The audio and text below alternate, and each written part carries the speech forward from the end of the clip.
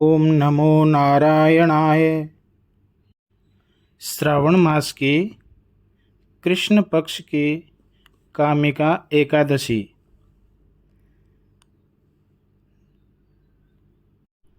ओम सच्चिदानंदरूपाय विश्वोत्पत्त्यादिहेतवे तापत्रय विनाशाय श्रीकृष्णाय वयं नुमः। युधिष्ठिर जी ने पूछा, हे गोविंद, आपको प्रणाम है, नमस्कार है। श्रावण के कृष्ण पक्ष में कौन सी एकादशी होती है, उसका वर्णन मैं सुनना चाहता हूँ। भगवान श्री कृष्ण बोले, राजन, मैं तुम्हें एक पाप नाशक उपाख्यान सुनाता हूँ, जिसे पूर्व काल में ब्रह्मा जी ने नारद जी के पूछने पर कहा था। नारद जी ने ब्रह्मा जी से प्रश्न किया, हे कमलासन, मैं आपसे यह सुनना चाहता हूँ कि श्रावण के कृष्ण पक्ष में जो एकादशी होती है उसका क्या नाम है, उसके कौन से देवता हैं तथा उससे कौन सा पुण्य होता है। हे प्रभु, यह सब मुझे बताइए। तो ब्रह्मा जी ने कहा, नारद सुनो, मैं संपूर्ण लोकों के हित की इच्छा से तुम्हारे प्रश्न का उत्तर दे रहा हूँ। श्रावण मास में जो कृष्ण पक्ष की एकादशी होती है उसका नाम कामिका है। उसके स्मरण मात्र से वाजपेय यज्ञ का फल प्राप्त हो जाता है। उस दिन श्रीधर, हरि, विष्णु, माधव और मधुसूदन इत्यादि नामों से भगवान का पूजन करना चाहिए। भगवान श्री कृष्ण के पूजन से जो फल मिलता है वह गंगा, काशी, नैमिषारण्य तथा पुष्कर क्षेत्र में भी सुलभ नहीं होता। सिंह राशि के बृहस्पति होने पर तथा व्यतिपात और दंड योग में गोदावरी स्नान से जिस फल की प्राप्ति होती है वही फल भगवान श्री कृष्ण के पूजन से भी मिलता है। जो समुद्र और वन सहित समूची पृथ्वी का दान करता है तथा जो कामिका एकादशी का व्रत करता है वे दोनों समान फल के भागी माने गए हैं। जो ब्याई हुई गाय को अन्य सामग्रियों सहित दान करता है उस मनुष्य को जिस फल की प्राप्ति होती है वही कामिका का व्रत करने वाले को मिल जाता है। जो नरश्रेष्ठ श्रावण मास में भगवान श्रीधर का पूजन करता है उसके द्वारा गंधर्वों और नागों सहित संपूर्ण देवताओं की पूजा हो जाती है।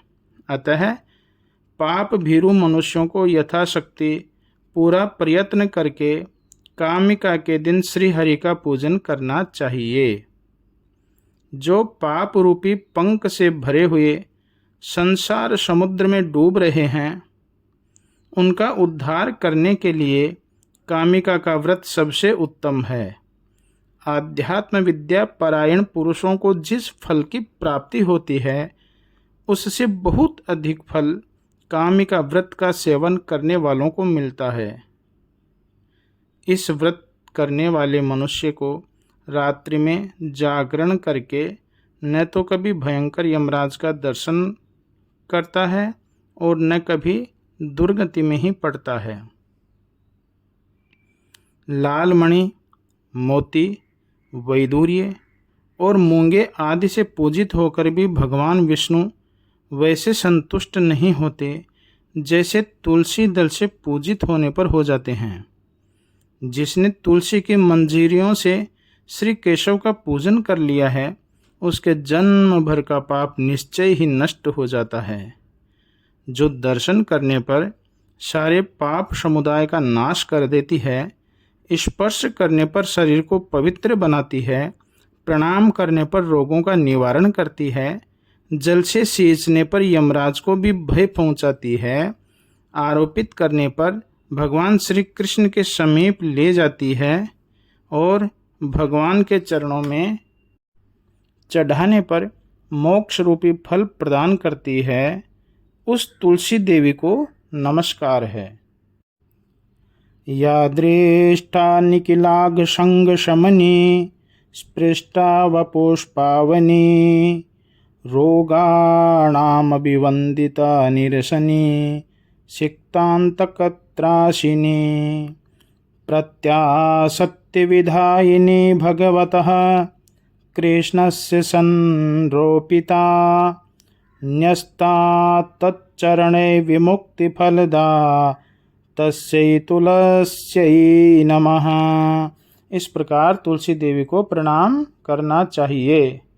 जो मनुष्य एकादशी को दिन रात दीप दान करता है उसके पुण्य की संख्या चित्रगुप्त भी नहीं जानते। एकादशी के दिन भगवान श्री कृष्ण के सम्मुख जिसका दीपक जलता है उसके पितर स्वर्ग लोक में स्थित होकर अमृत पान से तृप्त होते हैं। घी अथवा तिल के तेल से भगवान के सामने दीपक जलाकर मनुष्य देह त्याग के पश्चात करोड़ों दीपकों से पूजित हो स्वर्गलोक में चला जाता है। भगवान श्री कृष्ण कहते हैं, युधिष्ठिर, यह तुम्हारे सामने मैंने कामिका एकादशी की महिमा का वर्णन किया है।